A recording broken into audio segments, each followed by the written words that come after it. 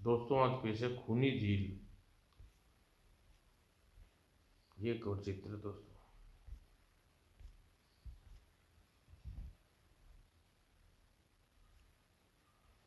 बारह बत्ती ही मुझे कब्रिस्तान के लिए प्रस्थान कर जाना है।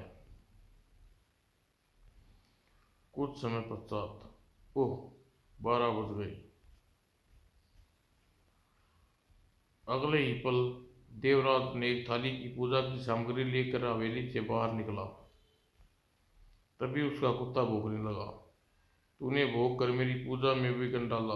दोस्त, अगर मैंने तुझे जिंदा छोड़ दिया तो तू मेरी साधना कभी सफल नहीं होगी। और अगले ही पल उसने मंत्र का जाप कर कुत्ते पर फेंका। फच। और फिर देवराज कब्रिस्तान की ओर बढ़ चला। मेरे 12:30 बजे कब्रिस्तान में पहुंचना आवश्यक है। लेकिन वह इस बात से बेखबर था कि उसका बेटा उसका पीछा कर रहा है। आज मैं यह जानकर रहूंगा कि रात के 12 बजे पिताजी कहाँ जाते हैं। फिर देवराज कब्रिस्तान के गेट के पास पहुंचा। ओह, सही समय पर पहुंचा।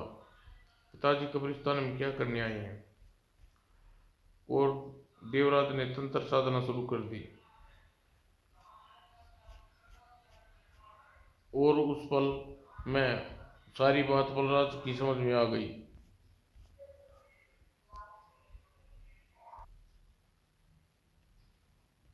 ओह, समझा गया। पिताजी प्रेत आत्मा को अपना गुलाम बनाने की साधना कर रहे हैं। फिर बलराज वापस अपनी हवेली लौट आया। फिर फिर बलराज हवेली पहुंचकर अपनी पत्नी अलका से सारा वृत्तांत सुनाता है। आश्चर्य की सीमा न रही। नहीं, मैं यह बात नहीं मान सकती स्वामी, लेकिन यह सब सच है। अलका, मैंने अपनी आंखों से पिताजी को कब्रिस्तान में जाते देखा, मगर सोई हुई प्रेतात्मा को जगा कर अपने बस में करना बुरी बात है स्वामी। तो तुम प्रेतात्मा में विश्वास करती हो अलका? निसंदेह। तुम भी पिताजी की तरह अंधविश्वासी हो जो ऐसी बातों पर विश्वास करती हो अलका। दुनिया में जिन चीज़ों का नाम उसका अस्तित्व अवश्य होता है स्वामी। अगर मैं भूत प्रेतों का कति विश्वास नहीं करता, कभी भूत प्रेतों से आपका वास्ता पड़ा तो आप भी विश्वास करने लगोगे स्वामी। फिर इस विषय पर बहस न करके सो गई। उधर कब्रिस्तान में जय चामुंडा, जय कंकाली, जय माँ, जय प्रेतात्मा, जाग जाग। अगले ही पल जय हो काली, महाकाली, आज तुमने मेरी सुन ली काली, तुम्हारी जय हो। फिर नरकंकाल देवराज की ओर बढ़ने लगे। हा हा, तूने हमें जगाकर अपनी मौत को दावत दी है मूर्ख इंसान। ओह, मुझे इन्हें अपने खून की भक्षणा देनी होगी, वरना यह मुझे मार डालेंगे। और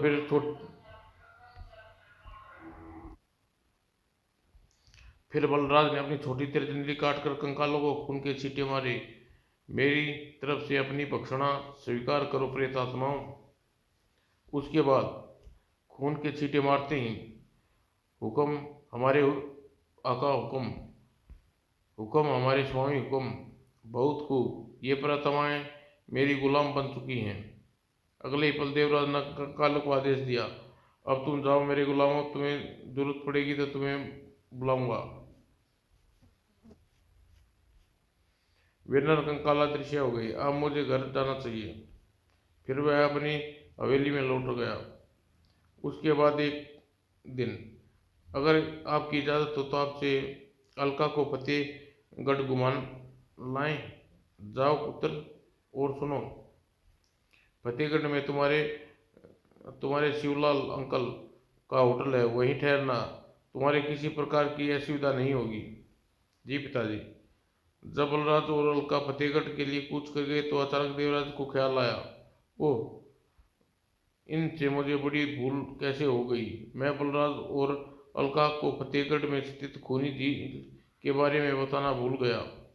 अगर वे खूनी झील के समीप चले गए तो उनका जीवन खतरे में पड़ सकता है। खैर, मुझे चिंता करने की कोई जरूरत नहीं। उन्हें खूनी झील के बारे में शिवलाल अवगत करा देगा। उधर विशाल शिवलाल के होटल में कल का क्या प्रोग्राम है बलराज के बेटे? कल हम राजमहल के खंडर देखेंगे।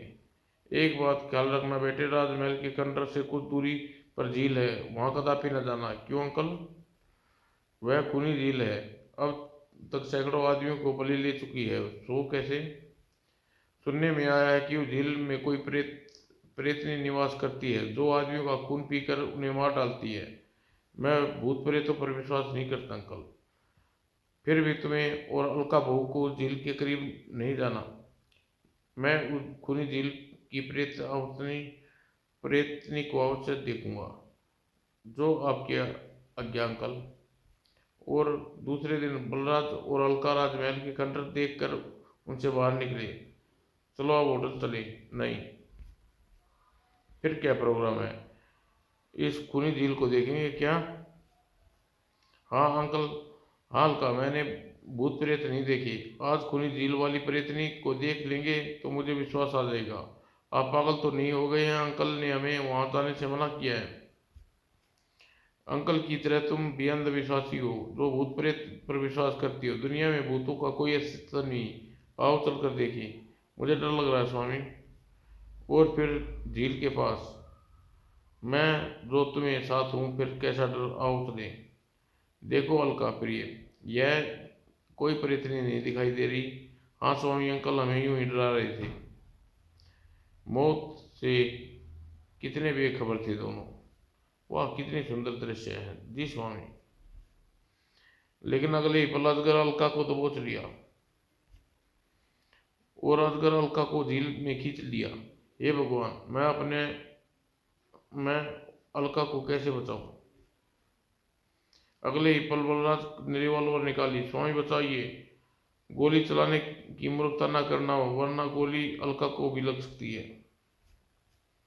बलराज रिवॉल्वर जेब में रखा और चाकू निकालकर झील में कूद गया। माँ आया दुष्ट।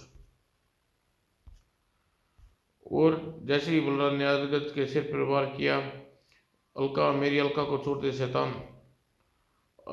और अजगर कंकाल में बदल गया।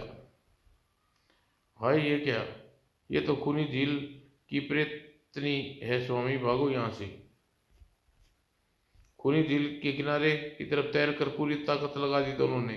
तुम सुमित्रा की प्रेतनी से बचा कर नहीं भाग सकता मूर्ख। हा हा हा। तभी नरकंकाल के हाथ लंबे होने लगे। भाग कर कहाँ जाओगे बेवकूफ?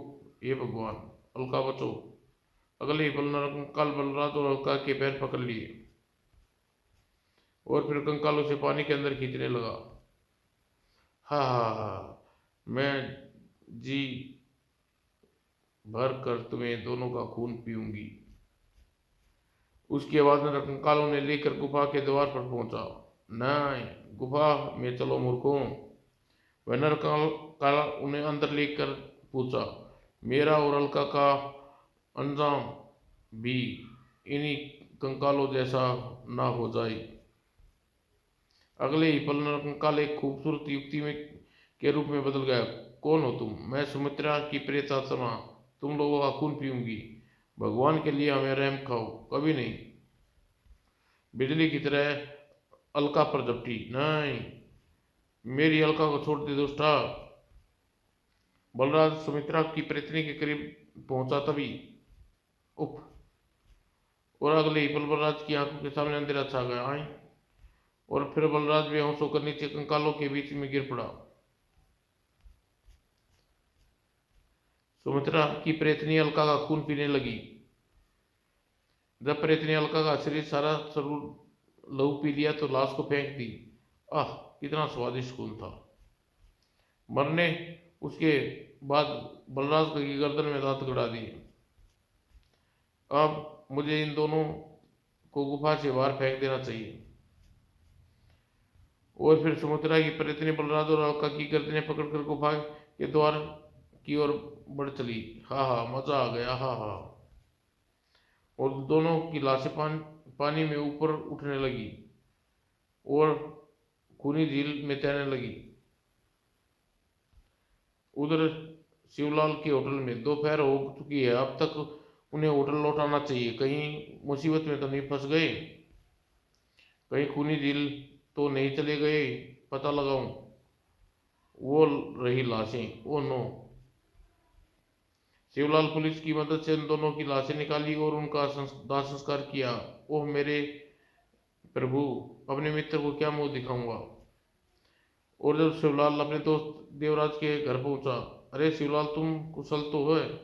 बलराज और अलका इस दुनिया में नहीं रहे मित्र, कहकर सारा वृत्तांत सुना डाला शिवलाल ने। मैं खूनी झील की प्रेतनी को जलाकर भस्म कर दूंगा। वह बड़ी जालिम प्रेतनी है मित्र, उसे जलाने की बात भूल जाओ।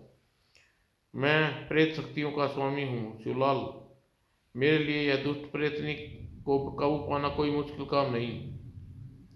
ओह, यही है वह खूनी झील की प्रेतनी। और जब सुमित्रा प्रेतनी देवराज को देखा, मुझे चकमा देकर बूढ़े को आहार बनाना चाहिए। नाटक करते हुए वह चीखी, बचाओ, आज तेरा आखिरी दिन है पिचासनी। और देवराज ने पानी में छलांग लगा दी। ओह, तू मेरे जाल में फंस गया बूढ़े, जाल में से तू फंसी है दुष्टा। और देवराज ने अगले ही पल उसे पकड़ लिया। उफ, इस बूढ़े के शरीर में यह कैसी गर्मी है, मैं जल रही हूँ। उसके बाद लगता है यह बूढ़ा कोई सिद्धि प्राप्त तांत्रिक है, मुझे इसके बचाव सोचना चाहिए। देवराज उसे ले जाकर गुफा में पहुंचा। तो यह है तुम्हारा ठिकाना दुष्टा। हाँ बूढ़े, लेकिन तू कौन है। मेरा नाम देवराज है, मैं तुझे अभागी का पिता हूँ जिसे तूने अपनी उसकी पत्नी समेत मार डाला। ओह। अगले ही पल प्रेतनी ने भयानक रूप धार लिया और मुंह से आग उगलने लगी। मुझे पर आग का कोई असर नहीं होने वाला प्रेतनी, इसने कोई शक नहीं कि तू यह बूढ़ा पहुंचा हुआ ओझा है। मुझे यहाँ से भाग लेना चाहिए वरना यह मुझे बंदी बना लेगा। और फिर राक्षस ने नागिन का रूप धर लिया। ओह, तो यह मुझे डसना चाहती है। अगले ही पल देवराज ने अपनी आंखें बंद की और एक मंत्र का जाप करने लगा। और फिर मुझ पर तेरा जहर का कोई असर नहीं होगा दुष्टा, यहाँ से भाग लेने में ही मेरा भला है। अगले ही पल नागिन धुएं में परिवर्तन तब्दील हो गई। ओह, तो यह दुष्टा उड़कर जाना चाहती है। मुझे अपनी गुलाम प्रेतात्मा को बुलाना चाहिए, कहीं यह भाग न जाए। अगले ही पल देवराज चिल्लाया, मेरी गुलाम प्रेतात्माएं, स्वामी का आदेश पर चली आओ। धुआं बनी प्रेतात्मा गुफा के बाहर जाने के लिए पहले कई प्रेतात्माएं ने उसे घेर लिया। ओह, आज मेरी खैर नहीं। तभी देवराज ने इशारा किया, इस दुष्टा को पकड़ लो मेरे गुलामों, जो आज्ञा स्वामी। नहीं। और फिर कंकालों ने उसे आकृति को पकड़ लिया। मुझे छोड़ दो। कभी नहीं, अपने स्वामी के आदेश का पालन करना हमारा कर्तव्य है। इस पिचासनी के दृढ़ छोड़ पिचासनी को छोड़ दो मेरे गुलामों, जो आज्ञा स्वामी। अपने असली रूप में आ जाओ दुष्टा प्रेतनी, जो हुक्म देवराज। और नरकंकाल उस मानव आकृति को छोड़ दिया। उसने सुमित्रा की खूबसूरत प्रेतनी का रूप धारण कर लिया। अब कहो तुम कौन हो दुष्टा। मैं सुमित्रा की प्रेत आत्मा हूँ। यह 5 वर्ष पहले की बात है। सेठ अनोखीलाल की बेटी थी। मेरे 3 भाई थे, आवारा और बदचलन थे। मेरे भाइयों की बदचलनी के कारण मेरे पिताजी ने अपनी मृत्यु से पूर्व अपनी तमाम संपत्ति मेरे नाम कर दी। मेरे भाइयों ने यह बात पसंद नहीं आई और दौलत के लालच में उन तीनों ने मेरी हत्या कर डाली और मेरी लाश को झील में डाल दिया। चूंकि मैं बेमौत मारी गई थी, इसलिए मरने के बाद मेरी आत्मा शांति नहीं मिली और मेरे प्रेतात्मा योनि में चली गई। एक दिन जब मैंने अपने तीनों भाइयों से अपनी मौत का प्रतिशोध ले लिया तो उन्हें झील में खींच लाई और उनका लहू पीकर उन्हें मार डाला। तो इस गुफा में तीनों कंकाल तुम्हारे भाइयों के हैं। हाँ देवराज, तुम अपने भाइयों से अपनी मौत का प्रतिशोध ले चुकी हो। फिर तुमने सैकड़ों निर्दोषों को क्यों मारा, इसलिए मुझे मानव जाति से नफरत हो गई थी। मुझे हर मनुष्य अपने भाइयों की तरह स्वार्थी और लालची नजर आने लगा, इसलिए मैंने मानव जाति को नष्ट करने का अपना उद्देश्य बना लिया। लेकिन लेकिन मैं तेरे उद्देश्य में सफल नहीं होने दूंगा। जला डालूंगा, राख कर दूंगा। नहीं, मुझे दया करो, नहीं, कभी नहीं। मैं तुझे वादा करती हूँ, मनुष्य भविष्य में किसी मनुष्य की जान नहीं लूंगी। तुझे मुझे तुझे किसी वादे पर विश्वास नहीं है, शैतान प्रेतनी। और फिर देवराज ने मंत्र का जाप करा। सुमित्रा प्रेतनी धुआं में परिवर्तन होने लगी। अगले ही पल बोतल में प्रकट हो गई। इस बोतल में प्रविष्ट हो जा दुष्टा। और फिर, हाँ हाँ, मैंने तुझे कैद कर लिया है दुष्ट प्रेतनी, दया करो, मुझे आजाद कर दो। और फिर देवराज बोतल को साथ लेकर खूनी झील से बाहर निकला।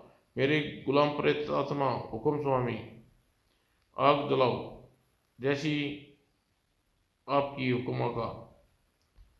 और फिर गुलाम प्रेत आत्मा ने आग जला दी। आज तुम्हारा आखिरी दिन है दुष्टा।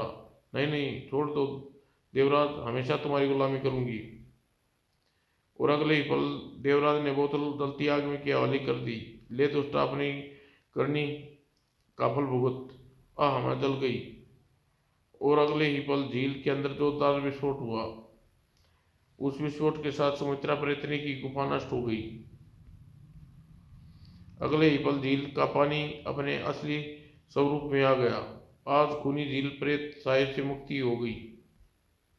फिर देवराज अपनी गुलाम प्रेतनात्मा को आदेश दिया, अब अब तुम अपने ठिकाने पर जाओ मेरे सेवकों। जब तुम्हें मानव के हित के लिए तुम्हारी जरूरत होगी तब मैं याद करूंगा।